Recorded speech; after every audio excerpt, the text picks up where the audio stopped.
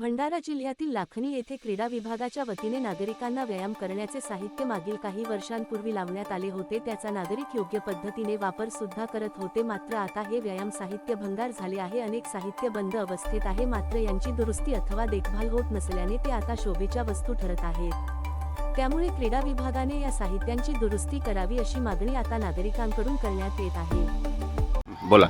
माझे नाव चरण रणदिवे, लाखनी। आम्ही रोज इथं जिम सकाळी फिरायला येतो, जिम करतो। जिमचे साहित्य सर्व प्रकारचे तुटलेले आहेत, निकामी झालेले आहेत। तरी शासनाने याच्याकडे लक्ष देऊन नवीन लावून देण्याची कृपा करावी। इथं सर्व प्रकारचे पोलीस भरतीवाले विद्यार्थी व्यायामाला येतात, परंतु सुविधा पूर्ण नादुरुस्त आलेली आहे। त्याच्यामुळे शासनाने तातडीने लक्ष देऊन आमच्या सुविधा पूर्ण करून द्यावे अशी आमची आग्रहाची विनंती आहे। माझं नाव धनराज भास्कर तितरमारे, मी लाखनी या ठिकाणी राहतो आहे। आपल्या भंडारा जिल्ह्यामध्ये लाखनी या ठिकाणी विस्तृत असा मोठा ग्राउंड आहे, असं ग्राउंड कुठेही नाही।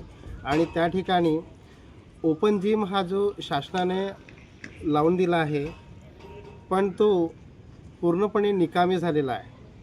सुरुवातीच्या काळामध्ये लोकांनी याच्यावर आपलं शरीर, आपलं आरोग्य चांगलं राहावं या दृष्टीने त्यांनी चांगलं व्यायाम, चांगलं कसरत केली, पण कालांतराने ते निकामी झाले।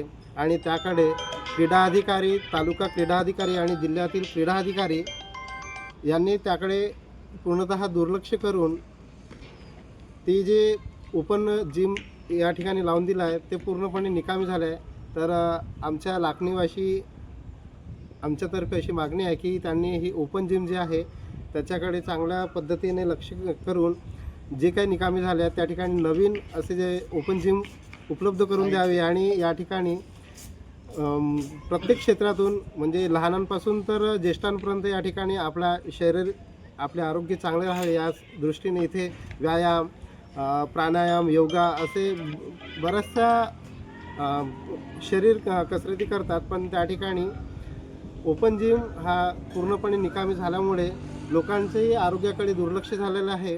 तरी आमच्या या लाखनीच्या वतीने अशी शासनाला विनंती आहे की त्यांनी या ठिकाणी ओपन जिम नवीन पद्धतीने लावून द्यावे आणि लहानांपासून तर ज्येष्ठांपर्यंत जे काही आरोग्य आहे ते चांगलं होईल आणि त्याकडे लक्ष द्यावे अशी आम्ही विनंती करतो।